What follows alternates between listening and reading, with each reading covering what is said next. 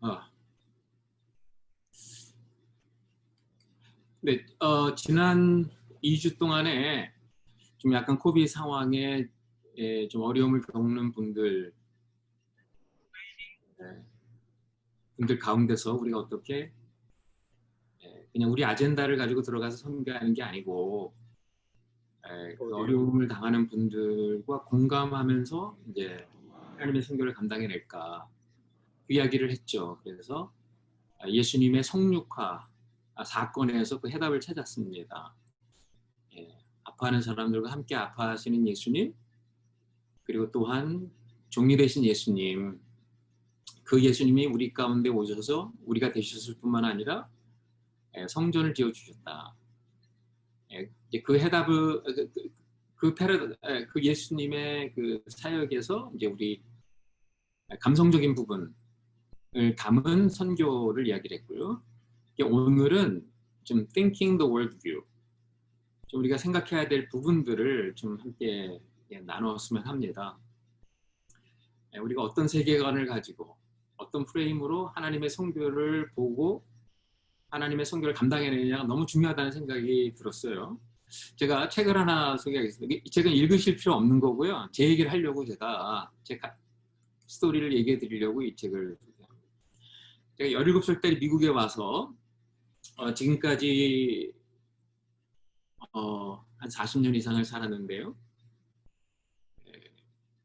제가 17살에서부터 33살까지 학교를 다닌 것 같아요.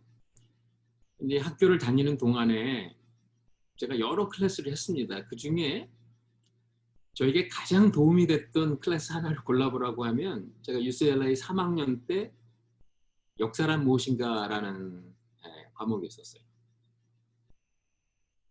신학교에서 배운 것보다 제가 여기서 배운 게 너무 저에게 도움이 많이 됐죠. 이 클래스를 하면서 깜짝 놀랐어요. 제가 역사를 어떻게 공부해야 되느냐 하는 거에 대해서 아주 새로운 패러다임을 갖게 됐는데요. 여기 그 E.H. 칼이라고 하는 역사학자가 이 책의 선택을 중요한 얘기를 하나 합니다. 역사는 이게 이 세상의 객관적인 역사는 사실 없다 이렇게 모든 역사는 역사가들이 수집하고 편집해서 기록한 역사다. 그렇기 때문에 그 기록들을 보면 그 역사를 기록한 역사가들의 어떤 프레임, 세계관에 담겨 있다는 겁니다. 그래서 객관적인 역사를 보려면 그 세계관을 우리가 걷어내고 그 역사에 접근을 그 책에 접근을 해야 객관적인 역사를 배울 수 있다. 뭐 간단한 얘기 같지만 사실 이게 엄청나게 저에게 도움이 많이 됐습니다. 뭐 신문을 본다든지 아니면 뉴스를 듣는다든지 그럴 때마다 과연 그 기자가 어떤 프레임으로 이 이야기를 나에게 하고 있느냐 이걸 먼저 생각해 보면 좀 더 객관적인 사건에 근접할 수 있다 하는 것을 배우게 됐죠. 제가 왜 이 말씀을 드리냐 하면 우리 여러분들의 신앙의 여정 속에서도 여러분들은 나름대로 어떤 역사가라는 생각이 들어요. 나름대로 어떤 프레임을 가지고 예수님을 들여다보고 또 예수님께서 꿈꾸셨던 교회와 예수님께서 꿈꾸셨던 이 세상을 들여다보고 있다는 거죠. 그리고 그것을 내 것으로 삼은 거예요. 근데 문제는 뭐냐면 그렇게 해서 우리가 발견한 예수님이 또 그렇게 해서 우리가 내 마음에 그리고 있는 예수님이 꿈꾸던 세상이 과연 성경에서 말하는 예수님의 모습이며 성경에서 예수님께서 꿈꾸셨던 교회와 세상의 모습일까 하는 질문을 드리지 않을 수가 없죠. 왜냐하면 우리 가까운 그 작은 공동체를 하나 보더라도 전부 예수님에 대해서 이야기를 하는데 각자가 품은 예수님이 좀 다르더라는 거예요. 또 각자가 이상적인 교회의 모습을 이야기를 하고 있고 또 이상적인 예수님이 결국 마지막에 변화시킬 이 세상에 대해서 이야기를 하고 있는데 그 그림들이 조금씩 다르죠. 이제 그걸 보면서 느끼는 게 우리가 원하는 예수상이 있구나. 그리고 우리가 원하는 어떤 교회 그림이 있고 우리가 원하는 이 세상의 그림이 있구나. 그 그림이 조금씩 다르다는 거예요. 근데 주님께서 성경을 통해서 우리에게 보여주시는 것은 사실 우리가 원하는 예수가 아니라 우리가 마땅히 믿어야 될 예수잖아요. 우리가 마땅히 꿈꿔야 될 예수님이 통치하실 그 세상이잖아요. 그래서 여기서 중요한 건 뭐냐면 결국 우리의 그 갖고 있는 프레임을 내려놓고 정말 성경이 무엇을 얘기하고 있는가를 보는 게 대단히 중요한 것 같아요. 누가 뭐 재밌는 얘기 하나 하더라고요. 텍사스에 가봤더니 텍사스의 예수님은 굉장히 카우보이 같다 그래요. 솥대를 몰고 가는 카우보이처럼 그렇게 카리스마 넘치는 예수님의 모습을 늘 그리면서 강대상에서 말씀을 전하고 또 그런 예수님을 마음에 품다 보니까 굉장히 연약한 예수, 이런 예수가 잘 마음에 와서 닿지 않는다. 근데 샌호세를 가봤더니 샌호세는 거기는 막 뭐 엔지니어들이 많이 모여 있다 보니까 그 예수님의 모습이 굉장히 스티브 잡스 같다. 굉장히 논리적이고 주도 면밀하고 계획적이고 의도적인 그런 예수님을 꿈꾸고 있다. 근데 LA 가봤더니 LA는 예수님의 모습이 헐리우드 예수 같다. 연출 능력이 뛰어나고 굉장히 아주 목회 감각이 뛰어나고 그래서 설교들을 잘하고 이런 모습이다.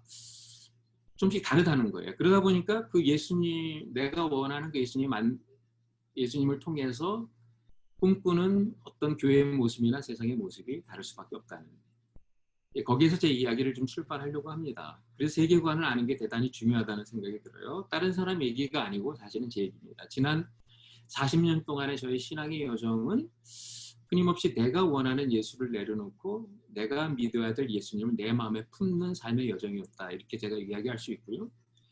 때문에 또한 내가 선교를 감당하되 그 선교는 내가 원하는 선교에서 주님이 원하시는 그 선교로 계속해서 바꿔 나가는 삶의 여정이었다. 저는 이렇게 이야기할 수 있습니다.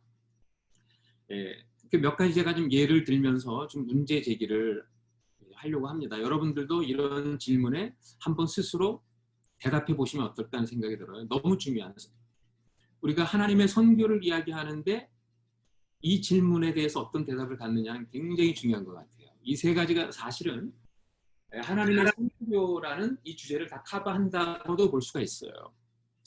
예수를 믿는다는 게 도대체 뭘까요? 의미가 다 똑같다면 이런 질문 던지지 않습니다. 그런데 선교지마다 그 의미가 조금씩 달라요. 교회마다, 교단마다 의미가 조금씩 다릅니다. 두 번째, 예수를 전한다는 의미는 또한 무엇일까? 우리가 선교해야 되는데 선교는 결국 예수님을 전하는 거잖아요. 그러면 예수님을 전한다는 그 의미도 조금씩 달라요. 그리고 나서 예수를 믿고 나서 만들어진 교회와 그 예수님께서 꿈꾸셨던 그 세상의 모습은 무엇일까? 그게 있어야 우리가 선교를 해나갈 때 이 선교의 아젠다를 만들어 갈 거 아닙니까? 이 세 가지의 질문, 여기에 대해서 어떤 대답을 하느냐에 따라서 우리의 선교관이 많이 달라진다 이렇게 생각합니다. 제가 한번 예를 들어 볼게요. 첫 번째, 예수를 믿는다는 의미 한번 생각해 보시기 바랍니다. 제가 대학교 다닐 때 한때 전도에 미쳤던 적이 있었어요. 기숙사에 살았는데 그 기숙사에 예수님을 모르는 우리 한인 학생들이 한 30명 가까이 되더라고요. 제가 그 친구들을 교회로 인도하고 싶어서, 전도하고 싶어서 이름을 다 적고 매일 중보기도 하면서 한 사람 한 사람 만나가지고 개인 전도를 했습니다. 그러니까 한두 명이 예수님을 믿게 되고 또 그 친구가 딴 사람을 데리고 오면 또 그 친구 예수님을 믿고, 그래서 조그만 무교 성경 공부 모임을 시작을 했는데 놀라운 거는 1년이 지난 후에 그 30명 학생 전체가 예수님을 믿게 됐어요. 그러니까 그 기숙사에 한 명도 빼놓지 않고 전부 예수님을 믿은 거예요. 뭐 마지막으로 예수님을 믿었던 친구가 김종원이라고 아주 그 선교에 지금 뭐 알려진 전문가입니다. 근데 그 친구가 예수님을 영접을 했을 때는 거기에 참석한 학생들이 너무 감동을 받고 10시에 성경 공부 시작을 했는데 새벽 5시에 끝났어요. 뭐 그냥 감동의 도가니였었습니다. 그렇게 뜨거운 성경 공부 모임을 통해서 그 학생들이 다 예수님을 믿게 됐는데 10년, 20년 지나서 가끔 가다가 그때 그 친구들을 만나면 깜짝 놀라는 거예요. 그 가운데 태반이 전혀 예수와 상관없는 삶을 살고 있습니다. 그것을 우리가 어떻게 받아들여야 되는가? 그러면 그때 대학 시절에 예수님을 영접했던 그것은 그냥 감정적으로 그냥 영접한 거지 실질적으로 그들의 삶에 어떤 결단을 내린 그런 거로 볼 수 없는 것인가? 라는 질문이 될 수밖에 없었죠. 그럼 이것에 대해서 우리가 정확하게 예수를 믿는다는 의미가 뭔가에 대해서 좀 정확하게 우리가 알고 있어야 우리가 선교지에 들어가서 혹은 이 지역사회에서 예수님을 제대로 전할 거 아닙니까? 이런 첫 번째 문제가 있고요. 두 번째, 예수를 전한다는 의미는 또 뭐냐? 저는 선교하면서 그냥 예수 전하면 되지 뭐 이렇게 말이 많냐 뭐 이렇게만 생각을 했는데 그렇지 않더라는 거예요. 제가 2007년도에 제가 개척한 교회에서 1호 선교사로 파송을 받고 사천성의 성도로 이제 선교를 떠났어요. 물론 비거주 선교였기 때문에 뭐 그 지역에서 사는 선교사님들에게 선교사님들과 비교해서 제가 선교사라고 이야기하기는 좀 부끄럽지만 그래서 제 마음에는 어떤 결단을 가지고 하나님의 일을 하려고 간 거죠. 티베트를 품고 갔습니다. 근데 매년 그 사천성 성도가 티베트의 관문이기 때문에 엄청난 단기팀들이 와요. 근데 한 번은 한국의 모 선교단체 젊은이들 300명 정도가 단기 선교로 온 거예요. 뭐 완전히 그 거리가 그 선교팀 학생들로 가득 찼던 적이 있었어요. 전부 티베트의 시골 마을에 들어가서 복음을 전한다고 하는데 티벳 말도 모르는 이 친구들이 캄 티벳 말을 배워갖고 요한복음 13장 16절을 암송을 했습니다. 그리고 놀라운 건 뭐냐면 이 복음을 전했는데 80명 정도가 예수를 영접했다는 거예요. 너무나 좋아하더라고요. 그러더니 막 한국 가서 자기들이 이렇게 복음을 전했는데 티베트에 80명이라는 사람이 예수를 믿었다 막 간증을 하니까 그 젊은이들이 또 은혜를 받고 그 다음에 오겠다는 학생들이 500명이 넘었다는 거예요. 근데 문제는 뭐냐? 그 지역에서 오랫동안 선교했던 선교사님들은 그 이후로 완전히 너무나 많은 불이익을 당한 겁니다. 뭐 완전히 그 쑥대밭을 만들어 놓고 갔으니까 공안들에게 불려가서 도대체 어떤 일이 있었느냐, 뭘 했느냐 그거 대답하느라고 굉장히 애를 먹었어요. 그럴 수 있죠. 정말 예수님을 전해서 그들이 예수님 영접했다 얼마든지 치를 수 있는 값인데 문제는 뭐냐면 그렇게 해서 예수를 영접했다고 하는 그 집에 들어가 보면요. 예수 사진이 걸려 있는데 예수 사진만 걸려 있지 않아요. 달라이 라마 사진도 같이 걸려 있어요.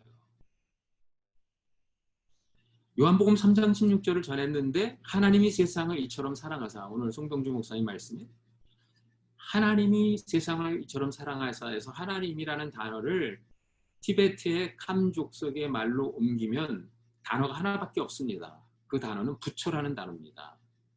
우리는 하나님을 전했는데 그들은 부처라는 단어를 들은 거예요. 부처가 세상을 이처럼 사랑. 또 다른 부처구나. 뭐 신이 많으면 많을수록 좋으니까 영접을 한 겁니다. 자, 이 상황을 저희가 접하면서 도대체 예수를 전한다는 의미는 무엇일까? 또 하나 있죠. 그러면 예수를 믿고 나서 꿈꾸는 교회와 세상의 모습은 어때야 되는가? 아는 어떤 터키 선교사님이 2-7 시리즈를 열심히 공부해서 훈련을 받고 처음에 20 몇 년 전에 가자마자 학생들에게 예수를 전했습니다. 학생들이 모슬렘 학생들, 회교권 학생들이 예수를 믿는 거예요. 그러니까 너무 좋아가지고 처음에 안식년 나오셨을 때 자기가 이렇게 복음을 전했더니 예수를 믿더라.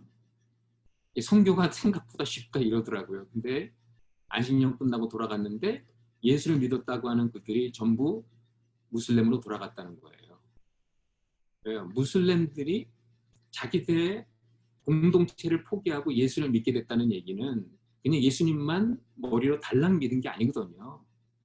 그들의 삶의 축이 바뀐 겁니다. 이제는 알라라는 신을 중심으로 한 삶의 축에서 만들어진 공동체 패밀리를 떠나서 새로운 공동체 그리고 새로운 패밀리들 거기에 속해서 새로운 가치를 추구하는 어떤 삶을 살아야 되는데 예수를 믿었을 때 그런 공동체가 없는 거예요.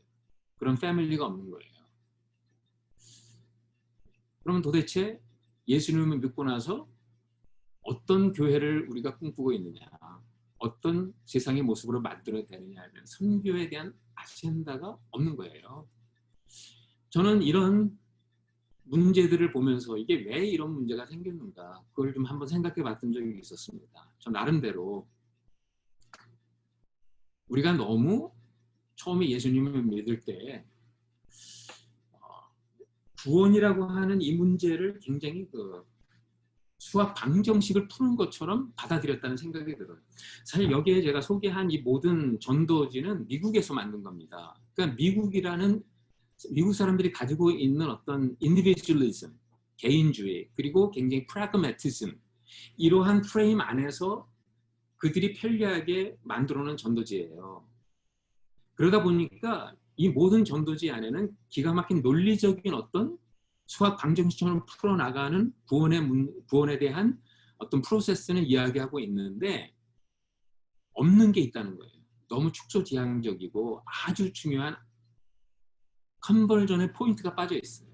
예를 들면 공동체라든지 아니면은 그 컨버전 포인트에 내가 회개한다는 의미, 그건 주인이 바뀌는 거거든요. 한 주인에서 다른 주인으로 바뀐다는 이 의미에 대한 설명이 없다는 거예요. 선교도 마찬가지죠. 뭐 한 사람이 한 사람을 전도해서 제자화 시키면 그럼 그 사람이 또 다른 사람을 제자화 시키면 몇 년 안에 이 세상 사람들이 다 예수를 믿게 된다. 그거에 이제 필이 꽂혀가지고 제가 그것을 주장하는 선교단체에 제 몸을 담았던 적이 있었습니다. 그런데 여러분 제자화 시키는 거는 바이러스를 퍼뜨리는 게 아니거든요. 바이러스는 우리의 허락을 받지 않고 우리 안에 들어오지만 한 사람이 예수를 영접하기 위해서 넘어야 되는 장벽들이 있잖아요. 문화의 장벽, 언어의 장벽, 또 제자가 되는 과정 속에 내가 내려놔야 될 수많은 프로세스들이 있는 겁니다. 그런 것들을 우리가 건너뛰었다. 이게 왜 이런 문제가 생기느냐? 저는 성경이라는 것이 무엇인가에 대한 이해가 서로 다르다는 생각이에요. 여러분 성경의 주요 장르는요. 이게 스토리입니다. 스토리. 수학 방정식을 푸는 것처럼 구원에 대해서 방법을 가르쳐 주기 위한 어느 매뉴얼이 아니라는 거예요. 성경은 하나님의 이야기예요. 특별히 하나님이 이 세상을 통치하는 이야기고 그 하나님 나라 통치의 중심에는 사실은 예수님이 있어요. 이야기를 이야기로 봐야지만 이 안에서 우리가 올바른 세계관을, 올바른 선교관을, 그리고 올바른 교회관, 그리고 올바른 예수 이미지를 우리가 가질 수 있다고 생각합니다. 이야기의 특징이 있잖아요. 이야기가 뭡니까? 이야기의 특징은 이야기 속에는 굉장히 중요한 전제가 뭐냐면 상황이 있는 것 같아요. 그리고 상황에서 어떤 원칙들이 나왔기 때문에 그 원칙을 이야기하기 전에 상황을 이야기하는 게 대단히 중요하다고 생각합니다. 제가 하나 예를 들어볼게요. 창세기 1장을 보시면 하나님께서 이 세상을 창조하신 천지창조 얘기가 나오죠. 그 천지창조 얘기에 하나님께서 해와 달을 만드셨다는 얘기, 해와 달과 별들을 만드셨다는 얘기가 있습니다. 그걸 굉장히 강조하고 있어요. 시편 기자는 하나님에 대해 시를 지으면서 이렇게 노래를 부릅니다. 여호와 우리 주여 주의 영광이 어찌 그리 아름다운지요.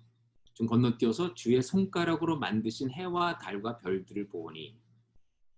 왜 굳이 하나님의 손가락으로 만드신 해와 달과 별들을 보니 이렇게 얘기했을까요? 거기에 상황이 있는 겁니다. 소수민족 중에 소수민족된 이스라엘 백성들, 그 백성들은 주변에 강대 국가에 눌려서 늘 유린당했어야 됐어요. 그런데 창세기 하나님의 천지창조 얘기를 보니까 그들이 용기를 갖게 된 거예요. 왜냐하면 이스라엘 주변에 있는 강대국들이 믿었던 많은 신들은 태양신, 달신 뭐 이런 거거든요. 그런데 우리 하나님이 손가락으로 그들을 지었다. 그리고 우리 하나님이 더 세다. 바로 이러한 상황에서 나온 교리가 바로 유일신입니다. 그러니까 유일신은 단일신이 아니에요. 그러니까 단일신을 이야기하다 보니까 삼위일체론이 이해가 안 가죠. 유일신은 다른 모든 신보다 뛰어나신 하나님. 그 하나님이 우리의 하나님이다. 바로 이스라엘 백성들은 이 세계관을 가지고 있었다는 거예요. 즉 이야기 속엔 상황이 있는 거예요. 상황에서 나온 유일신을 이야기할 때 그 유일신의 의미가 들어오는 거예요. 성교도 마찬가지라고 생각해요.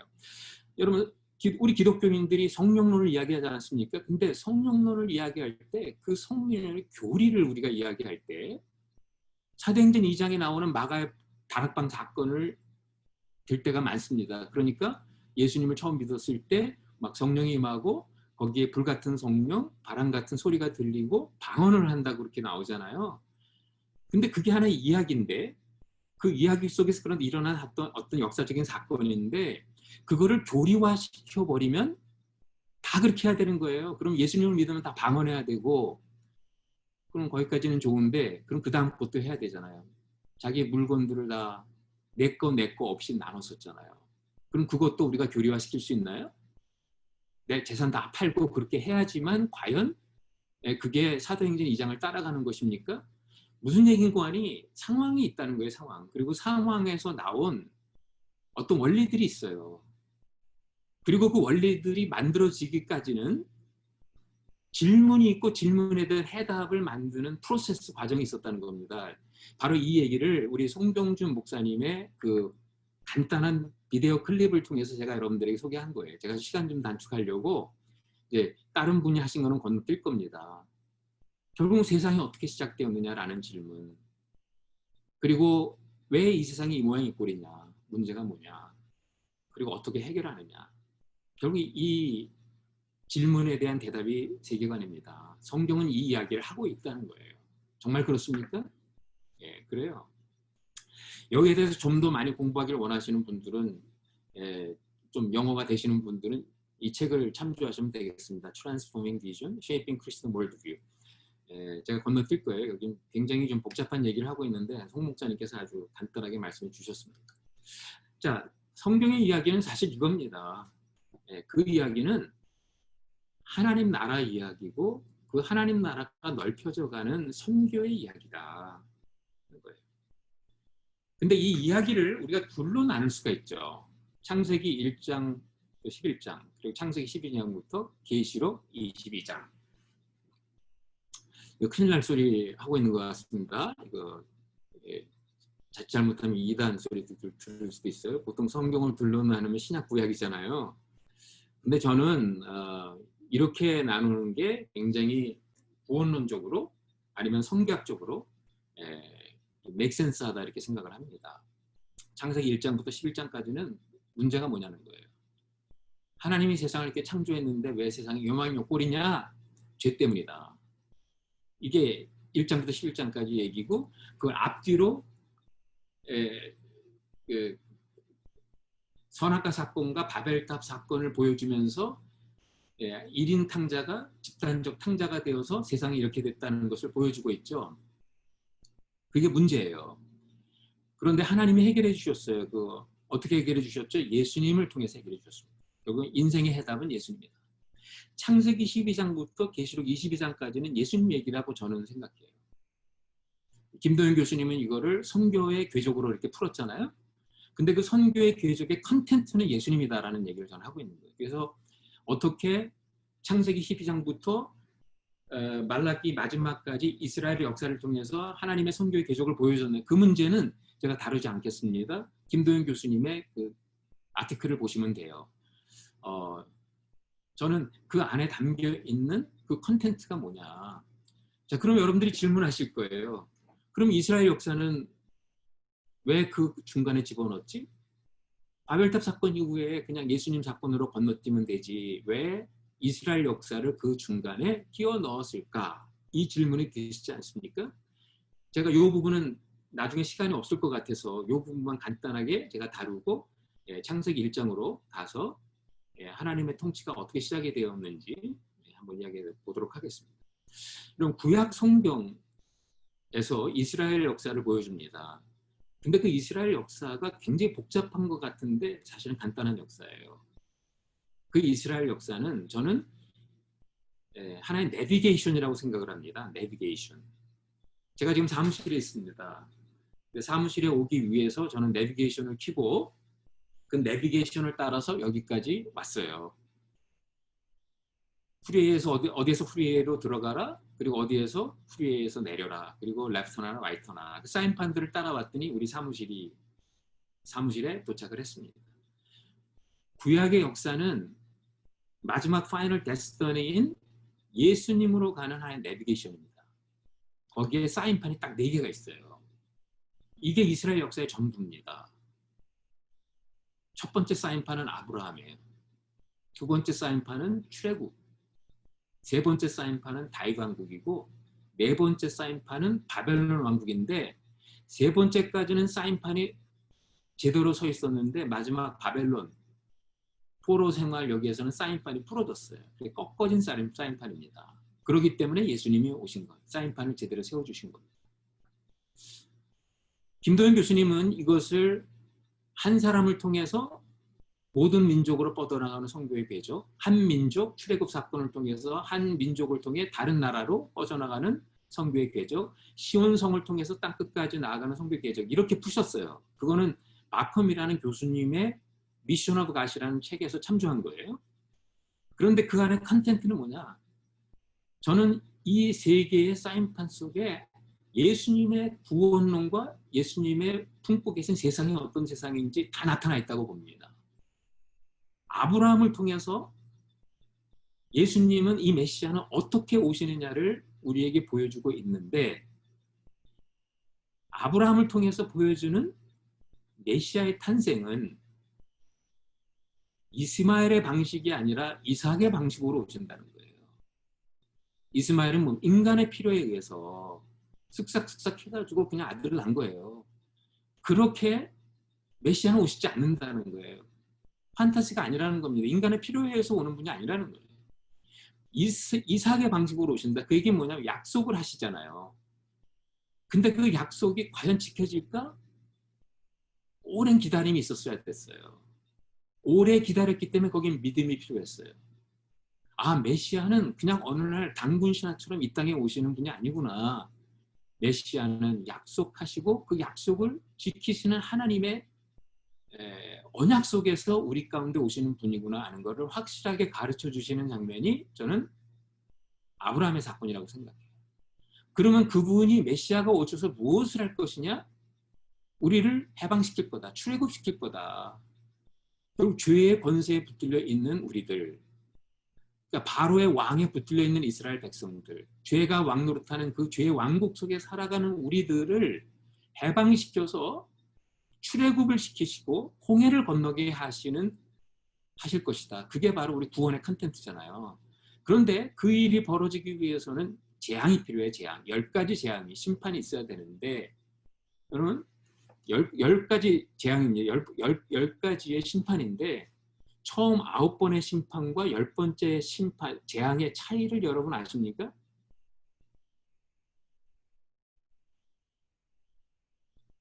처음 9번 재앙이 떨어질 때까지는 생명 건들지 않았어요. 근데 10번째 재앙에는 생명을 치세요. 장자를 치세요. 근데 장자만 죽어나갔습니까? 어린 양이, 흠없는 어린 양이 죽어나가잖아요. 그 어린 양의 죽음, 한 어린 양의 죽음이라는 천지를 개백하는 사건으로 인해서 그 엄청난 권세가 무너지는 이것을 보여줌으로 인해서 예수님이 오셔서 무엇을 하실 건지를 분명히 가르쳐주고 계시고요. 그러면 다윗 왕국은 뭐냐? 그렇게 해서 이루어지는 예수님이 꿈꾸는 세상이에요. 주님의 통치 밑에서, 주님의 공평과 정의 밑에서 하나님의 백성들이 더불어 살아가는 그 세상을 꿈꾸고 계셨습니다. 그런데 이 사인판이 바벨론 포로 때 꺾어져 버렸죠. 결국은 이스라엘의 역사는 다가올 메시아를 보여주는 하나의 사인판이었지 그들이 사인판의 주체가 아니었다는 것을 분명히 보여주는 그림이죠. 때문에 이스라엘의 역사는 선교의 궤적을 보여줄 뿐만 아니라 예수님이 어떻게 오시고 무엇을 행하시고 그래서 만든 세상이 뭔가를 우리에게 가르쳐 주시는 하나의 사건이다. 그래서 이 내비게이션을 쭉 따라가다 보면요, 결국은 예수님을 믿을 수밖에 없다는 겁니다. 뭡니까? 결국은 하나님의 통치로 나아가는 이스라엘 역사의 과정이잖아요. 예수님도 오셔서 예수님이 구원에 대해서 이야기하신 적 거의 없어요. 예수님은 하나님의 나라가 임박했다. 하나님의 나라가 이 세상에 다가왔다. 그러니 회개하고 천국을 받아들이라. 천국을 얘기하고 계세요. 하나님의 통치를 얘기하고 계신다는 겁니다. 예수를 믿는다는 게 뭐냐? 결국은 주인이 바뀌는 거예요. 왕이 바뀌는 겁니다. 과거에는 내가 만몬이 나의 왕이었는데, 만몬이 나의 신이었는데, 이제는 예수님이 나의 신이 되고 예수님이 나의 왕이 되어서 그 통치 밑에서 살아가는데 나만 아니라 더불어 살아가는, 함께 서로 사랑하는 공동체가 있는 거죠. 그들과 함께 재창조의 역사에 동참하는 이 만물의 선교 역사까지 다 포함하고 있는 이 예수님 하나님 나라, 이 얘기를 예수님 하고 계시다. 근데 여러분, 자, 이게 이스라엘 역사나 아니면 예수님의 역사를 보면 하나님 나라 이야기하는 게 분명히 맞아요. 그런데 과연 이게 창세기에서 했던 얘기냐 이거예요. 거기에 우리가 질문할 수 있겠죠? 그래서 한번 창세기에 하나님께서 인간을 창조하시고 하셨던 말씀들을 좀 같이 보면 좋겠습니다. 여기 창세기 1장 26절에서 28절. 저 혼자 얘기하니까 좀 너무 심심해서요. 한 분이 창세기 1장 28절 한 분이 한번 마이크를 켜시고 읽어주시면 감사하겠습니다. 저기 우리 신 목사님께서 한 분을 지적해 주셔도 좋겠고요.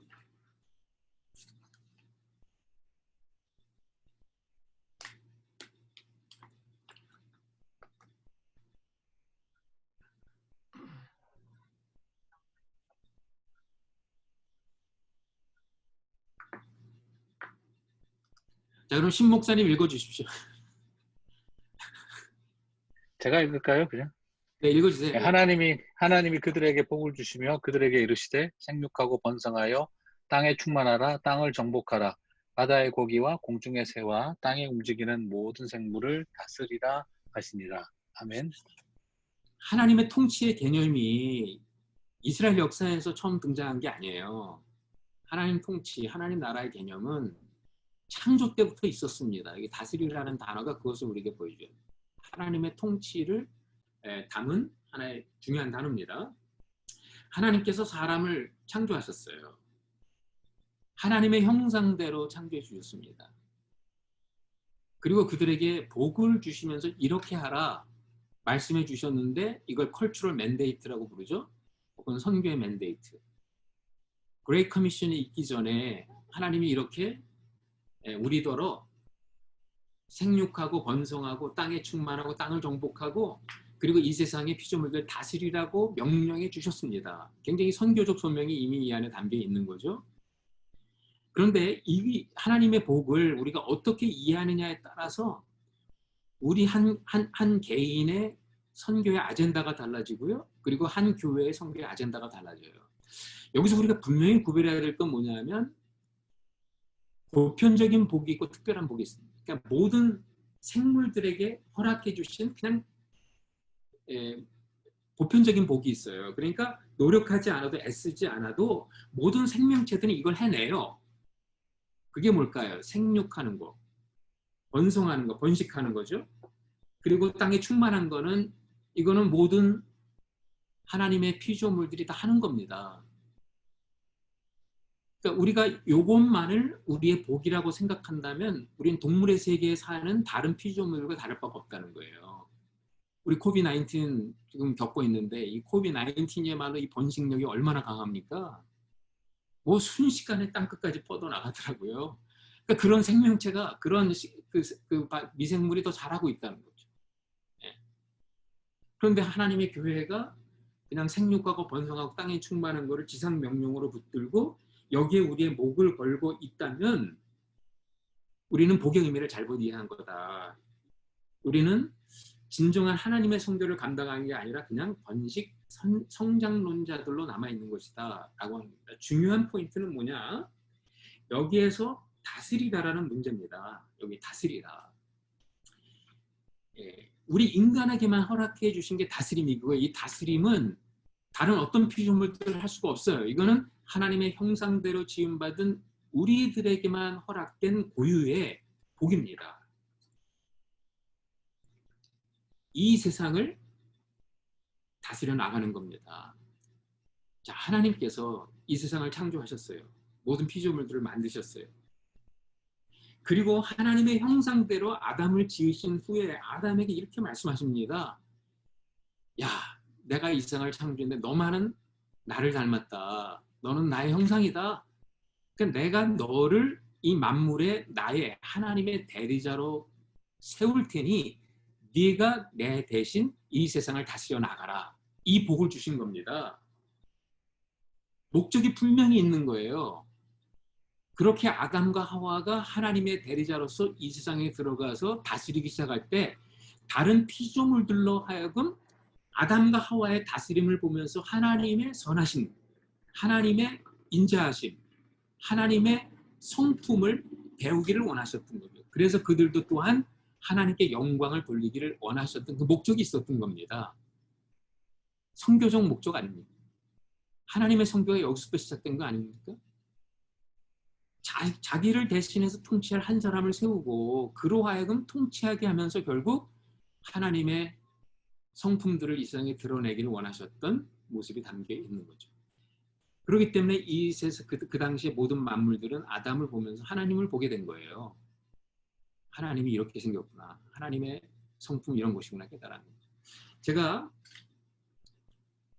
이제 북한에 들어가서 그 17일 동안 있다 나왔다 그랬잖아요. 사실 14일은 제가 붙들려 있었고요. 3일은 이제 풀려나서 저희가 하는 사역들을 보고 나왔어요. 근데 그 14일 동안 있는 동안에 하루에 3번씩 다른 3사람이 와서 이제 저를 조사를 했습니다. 그 3사람이 하루에 한 8시간에서 10시간을 저를 조사를 한 거예요. 그렇게 14일을 제가 조사를 받고 보니까 재밌는 일이 벌어졌습니다. 제가 그 3사람을 보면서 김일성이라는 사람의 모습을 그려낼 수가 있었어요. 그들의 이야기하는 어떤 언어를 그들이 하는 언어 그들이 표현하는 언어나 그들이 나누는 대화, 그들이 살아가는 삶의 방식, 나를 또 이렇게 인터로게이트하는 그런 모습들을 이렇게 보면서 철저한 김일성 제자들을 통해서 김일성의 모습을 저는 그려낼 수가 있었어요. 아담은 하나님께서 에덴 동산에 박아주신 하나님의 동상과도 같은 하나님의 형상을 닮은 하나님의 모습을 띤 피조물이었다는 거죠. 그 아담의 모습을 보면서 이 세상에 있는 많은 피조물은 하나님을 보기를 원했다는 거예요. 성교가 그런 겁니다, 여러분. 그거를 잘하라고 하나님께서 자원까지 주신 거예요. 그 자원이 인간에게만 주어진 특별한 자원이 있잖아요. 언어와 성령의 능력을 하나님께서 주셨죠. 하나님께 세상을 창조하셨을 때 땅은 혼돈하고 공허하고 흑암이 깊음에 있었는데 그때 하나님의 다스림이 임하면서 이 하나님의 창조의 역사가 제자리를 찾기 시작하지 않습니까? 혼돈했던 곳에 질서가 들어오고 무의미했던 곳에 의미 있는 것들이 들어오고 어둠이 물러가 빛이 들어왔다고요. 근데 그때 하나님은 어떻게 창조하셨냐면 말씀으로 창조하셨고 흑암이 깊음에 있었다 하면서 성령의 능력으로 창조해 주셨어요. 그러면서 그 만물 가운데 하나님의 성품을 드러내 주셨죠. 하나님은 본인이 행하지 않은 것을 우리에게 가르쳐주지 않으시거든요. 그렇게 다스림의 역사를 창조 가운데 보여주시고 나서 아담에게 너도 이렇게 하라 그거예요. 그리고 자원까지 주셨는데 그게 언어죠. 어떻게 언어가 창조의 능력이냐 알 수 있냐면 하나님께서 아담에게 한 명령을 내리셨습니다. 이 세상의 피조물들의 이름을 지으라고 얘기하셨죠. 자, 하나님이 아담에게 이름을 주셨는데 동물 세계에 있는 피조물들에게는 이름을 주지 않았어요. 그건 아담의 몫이었습니다. 여러분 유대인의 세계관에서 이 이름이라고 하는 거는요. 이름을 주신 분과 이름을 받은 자의 상하 관계가 성립이 돼요. 그러니까 이름을 주신 하나님이 이름을 받은 아담의 권위라는 거예요. 가만히 생각해 보니까 아담에게 하나님의 형상이라는 걸 집어넣어주고 다스리라고 말씀하셨다면 만물 세계도 아담의 권위 밑에 있어야 된다는 걸 가르쳐 주시기 위해서 아담으로 하여금 이름을 짓게 했다는 거죠.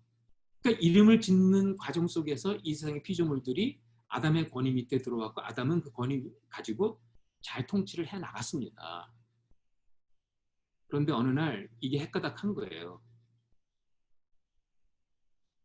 피조물들이 아담을 보면서 막 하나님 같다고 얘기를 하니까 사단이 그 틈을 타서 이상 모든 피조물들이 너더러 하나님 같다고 얘기한다. 야, 이왕 이렇게 된 거 네가 하나님 자리 차지하고 하나님이 되라. 거기에 완전히 혹한 거죠. 그리고 하나님 자리를 스스로 없애버리고 그 자리에 올라가 하나님이 되려고 했을 때 결국 이 세상의 비극적인 역사가 시작이 된 겁니다. 이 세상이 왜 이렇게 됐느냐? 바로 거기서 문제가 터진 거죠.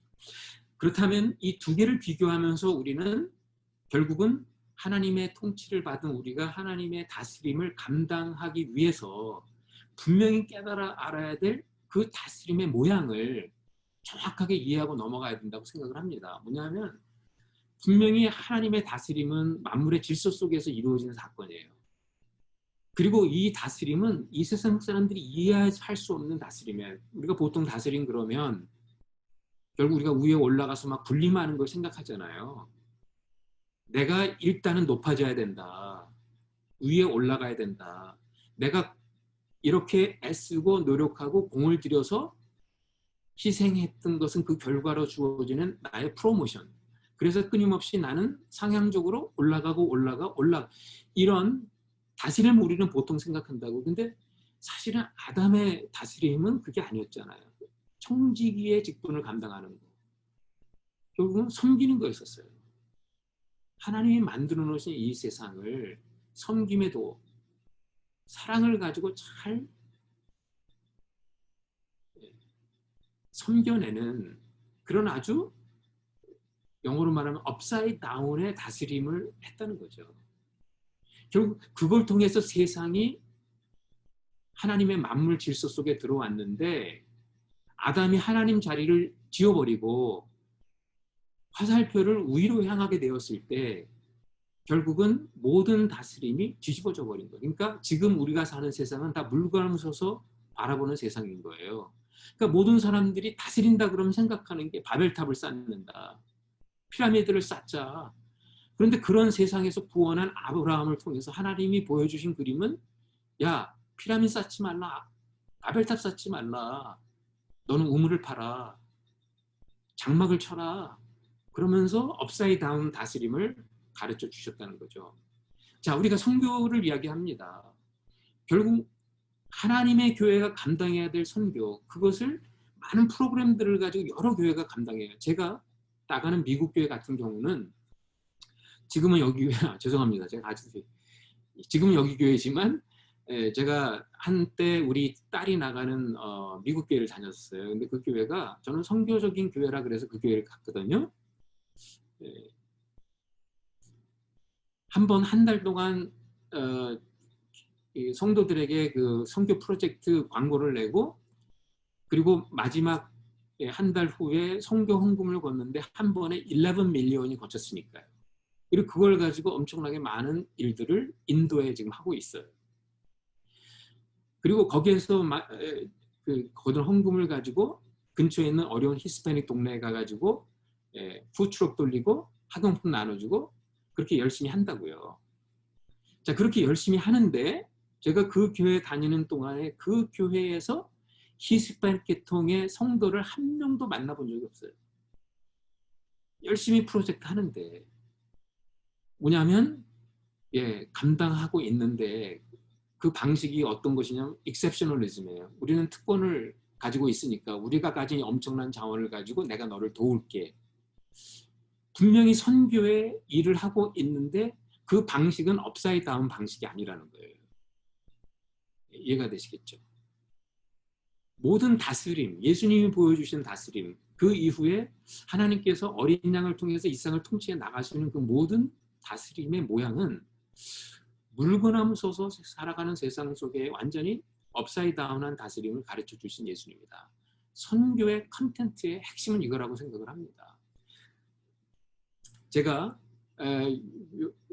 짤막한 이야기 하나 하고 마치면 좋겠습니다. 제가 제 인생에 굉장히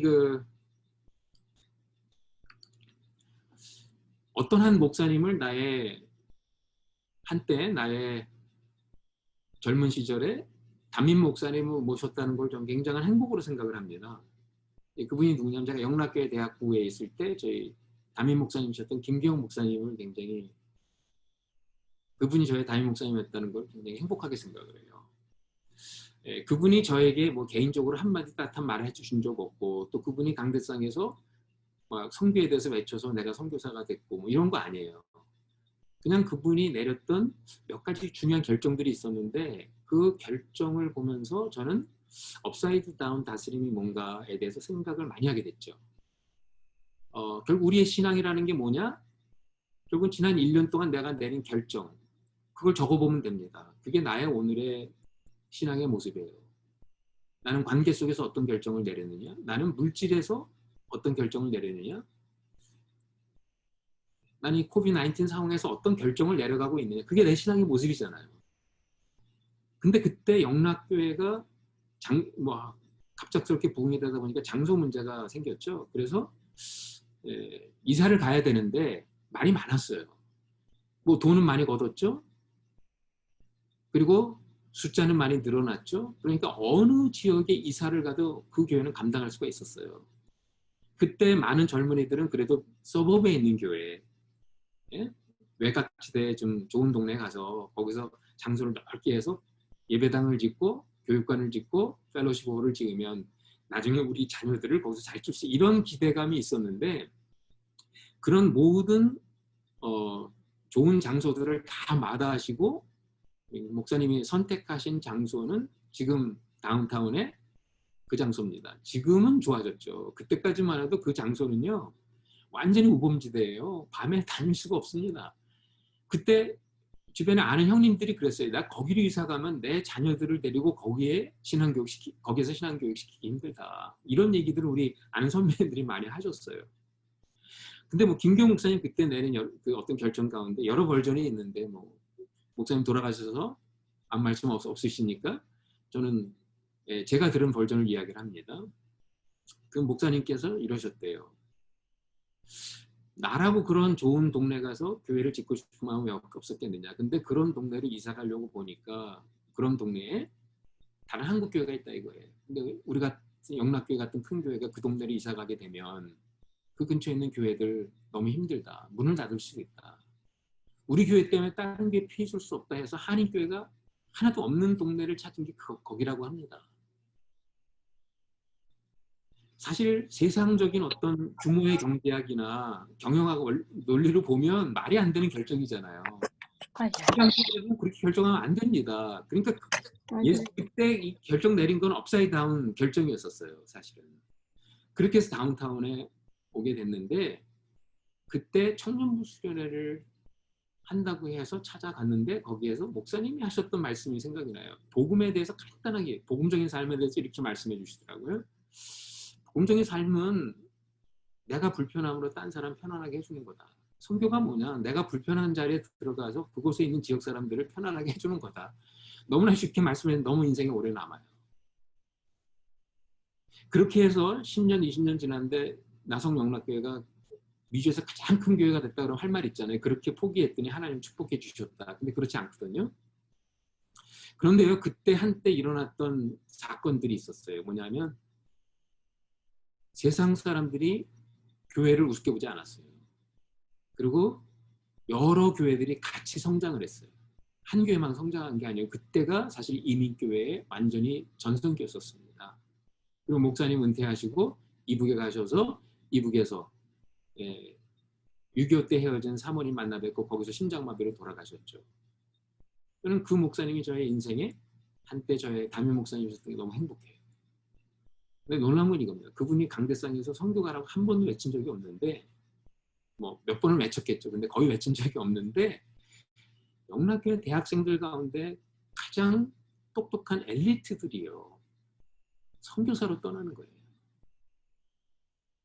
선교가 뭐냐? 내가 불편한 자리를 찾자. 전부 업사이드 다운 다스림이라는 이 가치관을 가지고 인도네시아라고 터키로 가고 중국을 가고 하는 이런 모습을 제가 보게 됐습니다. 결국은 다스림이 뭐냐? 하나님의 통치가 언제 이루어지느냐? 우리가 북한에 들어가서 아프가니스탄에 가서 혹은 그 외 다른 지역에 들어가서 하나님의 사역을 감당을 할 때 내가 설사 특별히 예수님의 복음을 직접적으로 나눌 수 없는 데가 있잖아요. 그럼에도 불구하고 그 지역에 문이 열리자마자 많은 사람들이 예수를 믿게 되는 그런 케이스들을 많이 봐요. 거기에는 반드시 따라왔던 게 있었어요. 그 전에 누군가가 업사이드 다운 다스림을 통해서 눈에 보이지 않는 세계에 벌어지고 있는 하나님 나라 일들을 미리 보여줬던, 그래서 하나님 나라를 이야기할 때 그게 손으로 만지는 것처럼 느껴지고 깨달아졌던 사건들이 있었다는 거예요. 저는 선교는 여기서 출발한다 이렇게 생각합니다. 하나님의 선교의 세계관, 그 하나님의 선교의 이야기는 교회가 시작한 것도 아니고 이스라엘이 시작한 것도 아닙니다. 이미 하나님께서 천지를 창조하시고 하나님의 형상대로 아담이라는 한 인물을 창조하셨을 때부터 하나님의 통치의 대리자를 세워주시고 그 일을 해나가라고 허락해 주신다. 교회는 바로 여기에 부르심을 받은, 이 창조의 질서를 바로잡는 이 일에 부르심을 받은 공동체입니다. 오늘 여기까지 하고요. 다음 주에는 구체적으로 제가 좀 하고 싶은 얘기가 이렇게 해서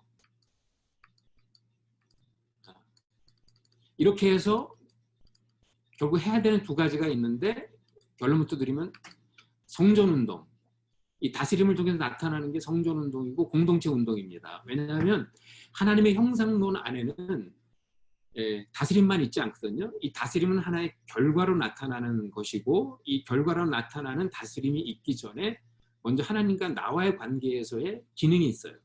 그리고 또한 나와 타인과의 관계 속에서 나타나는 기능이 있어요. 그 세 가지가 완 패키지입니다. 그것이 하나의 패키지로 이해가 될 때 결국 다스림이 올바른 자리에서 제대로 다스릴 수 있다. 이렇게 보시면